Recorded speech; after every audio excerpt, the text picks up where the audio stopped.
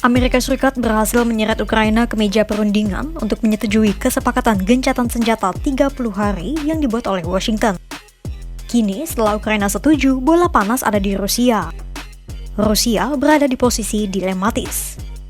Di satu sisi, Rusia bisa kehilangan kesempatan untuk menang di medan perang jika Presiden Vladimir Putin menyepakati gencatan senjata. Meskipun akhirnya Putin mengaku setuju dengan gencatan tersebut. Namun di lain sisi, jika tak mengiyakan gencatan senjata, bisa-bisa hubungan Rusia dan Amerika Serikat yang mulai membaik kembali runtuh. Itulah mengapa Zelensky kemudian menyebut Putin sebagai sosok manipulatif yang tak berani menyatakan kepada Trump bahwa Rusia menginginkan perang. Dilema apa yang dihadapi Rusia?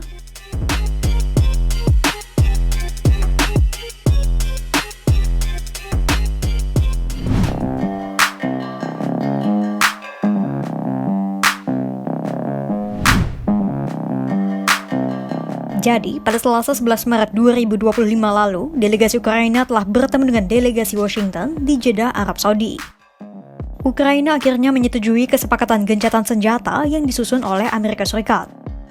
Karena telah menyetujui gencatan senjata, ada kemungkinan Amerika Serikat akan kembali membuka keran aliran bantuan militer dan informasi intelijen untuk Ukraina.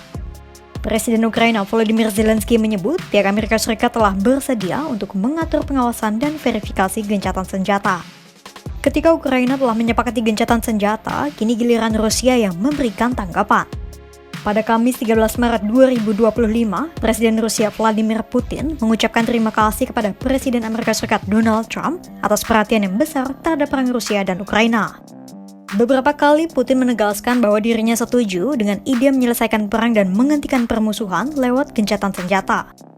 Meski demikian, ada sejumlah hal yang menurut Putin harus dipertimbangkan.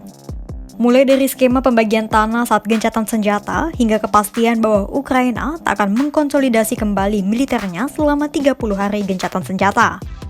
Hingga tindakan yang harus diambil terhadap tentara Ukraina setelah menerobos Kursk dan sempat menguasai sekitar 1.300 km persegi. Putin mengaku akan menelepon Presiden Trump untuk membagikan pertimbangannya terhadap kesepakatan gencatan senjata. Мы согласны с предложениями прекратить боевые действия. Но исходим из того, что это прекращение должно быть таким, которое привело бы к долгосрочному миру и устранило бы первоначальные причины этого кризиса. Разумеется, сегодня подробно обсуждалось российско-белорусское гуманитарное сотрудничество. Сама по себе идея правильная, и мы, безусловно, ее поддерживаем. Но есть вопросы, которые мы должны обсудить. И думаю, что нам нужно и с американскими нашими коллегами, партнерами на этот счет переговорить. Может быть, с президентом Трампом созвониться и вместе с ним пообсуждать. Но сама по себе идея закончить этот конфликт мирными средствами нами поддерживается. Если мы прекращаем боевые действия на 30 суток, что это означает? Что все, кто там находится, будут выходить без боя? Мы их оттуда должны выпустить после того, как они совершили массу преступлений против мирных граждан? Или украинское руководство даст нам команду сложить оружие? Просто сдаться в плен. Как это будет? Это непонятно. Значит, эти 30 суток будут как использоваться? Для того, чтобы на Украине продолжилась эта принудительная мобилизация, для того, чтобы туда поставлялось оружие, для того, чтобы мобилизованные вновь подразделения прошли подготовку, или ничего этого не будет делаться. Adapun situasi di palagan perang saat ini lebih banyak menguntungkan Rusia yang baru saja kembali merebut 86% wilayah Kursk yang sempat diduduki Ukraina pada pertengahan 2024 lalu.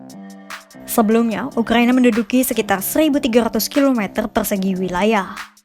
Kini, Ukraina hanya menguasai sekitar 200 km persegi wilayah setelah dipukul mundur Rusia. Maka tak heran jika Putin tak ingin kehilangan kesempatan ini untuk mendapatkan lebih banyak kemenangan di medan perang. Kira-kira bagaimana tanggapan Presiden Ukraina Volodymyr Zelensky usai Putin menyatakan dirinya siap menerima gencatan senjata dengan sejumlah persyaratan?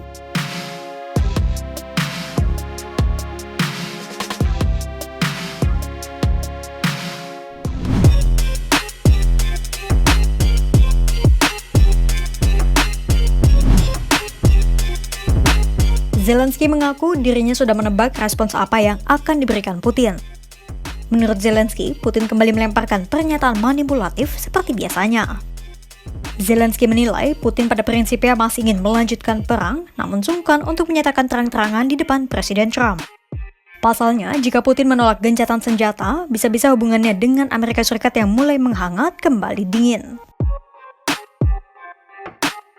Ми всі почули з Росії дуже передбачувані, дуже маніпулятивні слова Путіна у відповідь на ідею тиші на фронті. Він фактично готує відмову станом на зараз. Путін, звісно, боїться сказати прямо президенту Трампу, що хоче продовжувати цю війну. Хоче вбивати українців. Zelensky menyebut Putin akan memberikan syarat yang tak masuk akal dan menunda gencatan senjata selama mungkin hingga berlarut-larut. Menurut Zelensky, di situasi ini bukanlah Ukraina yang mempersulit keadaan, melainkan Putin seorang. І тому вони там в Москві обставляють ідею тиші такими передумовами, щоб взагалі нічого не вийшло. Або щоб не виходило якнайдовше. Путін часто так робить. Не каже ні напряму, але робить так. Так, що практично тільки все затягує та унеможливлює нормальні рішення. Ми не ставимо умов, які щось ускладнюють. Це Росія робить. Як ми завжди говорили, єдиний, хто буде все затягувати, єдиний, хто буде неконструктивний, це Росія. Їм треба війна. Путін вкрав роки миру і продовжує цю війну день за днем. Putin dilema dan mempertimbangkan banyak hal, sementara Zelensky menuduh bahwa pria 72 tahun itu manipulatif dan mengulur-ulur kesepakatan gencatan senjata. Kini, bagaimana tanggapan yang diberikan Amerika Serikat sebagai penengah?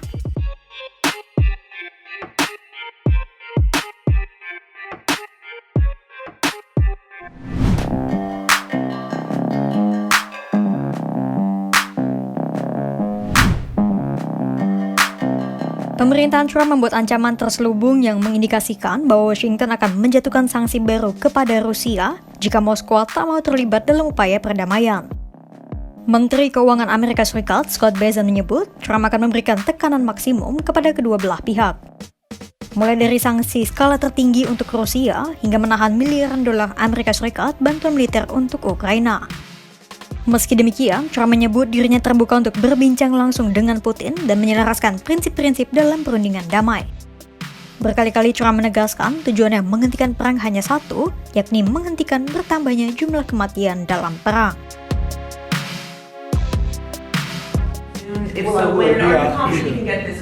Sure. He did say that today. It was a very promising statement because other people are saying different things and you don't know if they have anything to really, if they have any meaning or I don't know. I think some of them were making statements. I don't think they have anything to do with it. No, he put out a very promising statement, but it wasn't complete. And yeah, I'd love to meet with him or talk to him. But we have to get it over with fast. You know, every day people are being killed. It's not like, as we sit here, 2 people will be killed. Think of it. 2 people are going to be killed during this little period of time.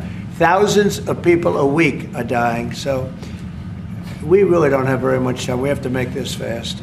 It shouldn't be very complicated. Bagi Presiden Vladimir Putin, Rusia harus berada di posisi paling menguntungkan dalam perundingan perdamaian sebelum akhirnya memutuskan untuk melakukan gencatan senjata. Namun, bagi Presiden Volodymyr Zelensky, sikap Putin itu hanya bentuk manipulasi lain dan siasat untuk mengulur-ulur waktu hingga Ukraina tak memiliki pilihan lain selain takluk pada kekalahan mutlak. Sementara bagi Presiden Donald Trump, terlepas apapun kepentingan Rusia dan Ukraina, satu hal yang ia inginkan adalah menghentikan lebih banyak kematian di medan perang. Kira-kira kemana Putin akan menggiring bola panas dalam perundingan perdamaian dengan Ukraina? Simak terus perkembangannya hanya di kanal YouTube Kompas.com.